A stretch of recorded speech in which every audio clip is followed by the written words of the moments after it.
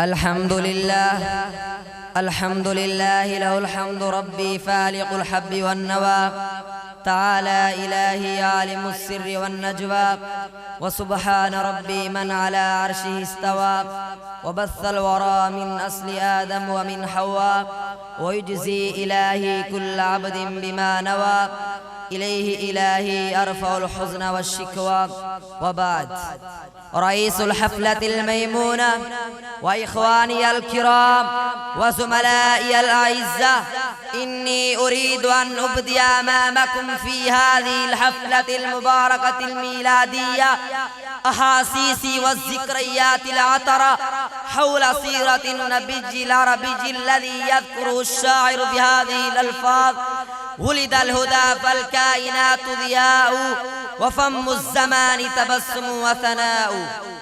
يا إخواني البررة، مولد النبي ميلاد لهذه الأمة، والذي بعث فيهم رسولا منهم يتلو عليهم آياته ويزكيهم ويعلمهم الكتاب والحكمة، وإن كانوا من قبل لفي ضلال مبين. كانت العرب في جاهلية عجيبة، يعبد أحدهم الشمس والقمر، يقتل أحدهم ابنته ويدفنها وهي حية، وإذا الموءودة سئلت بأي ذنب قتلت، إذا خاضت المرأة أخرجوها وبنوا لها بيتا صغيرا وخيمة صغيرة وجلست فيها حتى أتى محمد صلى الله عليه وسلم في بعثته، أخرج الناس بهذا الإسلام من الظلمات إلى النور. محمد صلى الله عليه وسلم خير البشر، أفضل الأنبياء، أكثر الناس عبادة، وأكثر الناس صياما، وأكثر الناس ورعا، وأكثر الناس صلاة، وأكثر الناس قياما، وأكثر الناس ذكرا، وأكثر الناس زكاة، وأكثر الناس صدقة، وأكثر الناس استغفارا، وأكثر الناس تسبيحا. وما أرسلناك إلا رحمة للعالمين وداعيا إلى الله بإذنه وسراجا منيرا.